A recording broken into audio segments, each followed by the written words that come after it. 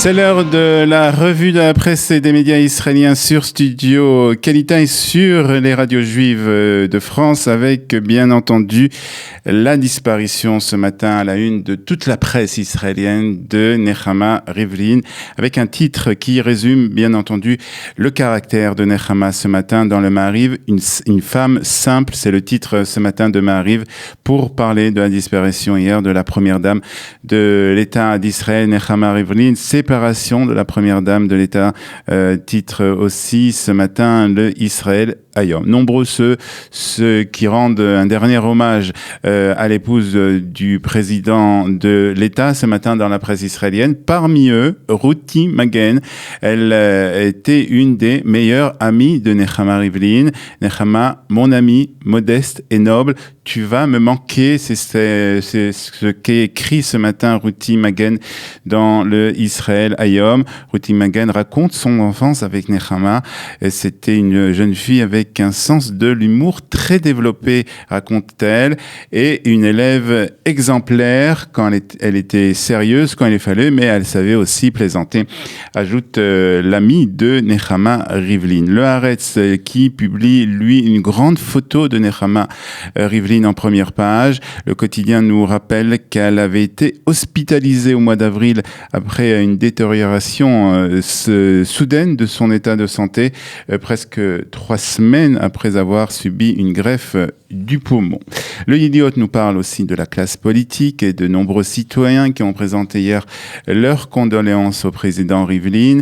Aux côtés de tous les citoyens d'Israël, mon épouse Sarah et moi-même ressentons un profond chagrin devant la mort de l'épouse du président Nechama Rivlin, a commenté Binyamin Netanyahou dans une brève déclaration qui est reprise ce matin par le Haaretz et par l'ensemble de la presse israélienne. Le président de la Knesset a lui aussi présenté ses condoléances.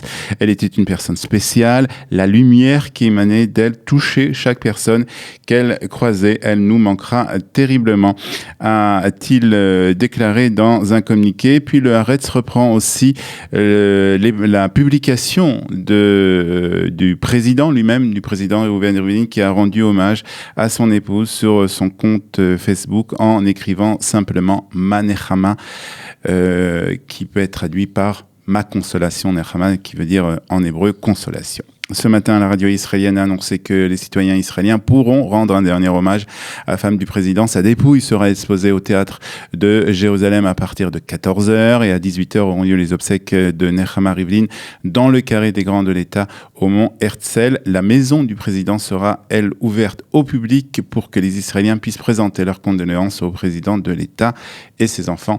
Ce sera donc demain et vendredi. Techasser, la nous Nechama, tu nous manques déjà, conclut ce matin le Maariv en première page.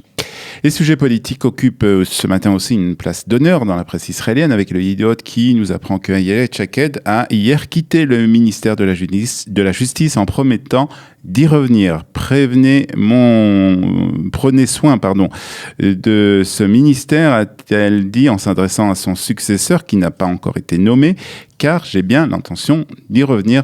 Une citation reprise ce matin donc par le Yediot à Haronot. Il est toujours question de Betzalel Smotrich pour occuper le poste de ministre de la Justice, même si hier, nous dit le Haaretz, le nom du député Amir Ohana, député Likoud, circulait pour succéder à Ayelet Shaked. Binyamin Netanyahou n'a toujours pas pris sa décision et le ministre de la Justice, le ministère de la Justice plus exactement, est pour l'instant encore entre les mains du Premier ministre. Et puis une opinion ce matin intéressante que nous avons trouvée dans le Israël Hayom, celle de Amnon Lord. Il parle d'une alliance invisible entre Smotrich et Avigdor Lieberman.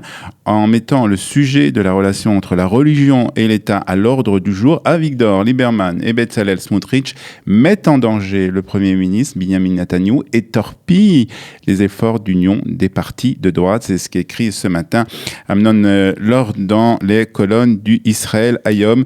Tout cela de peur de ne pas dépasser le taux d'éligibilité aux prochaines élections. C'est la conclusion de l'éditorialiste du quotidien. Le Maariv nous parle ce matin d'une tragédie hier dans le village de Khalilia, dans le nord de Jérusalem. Une jeune fille de 4 ans a été brûlée devant les yeux de ses parents impuissants qui n'ont pas pu la sauver.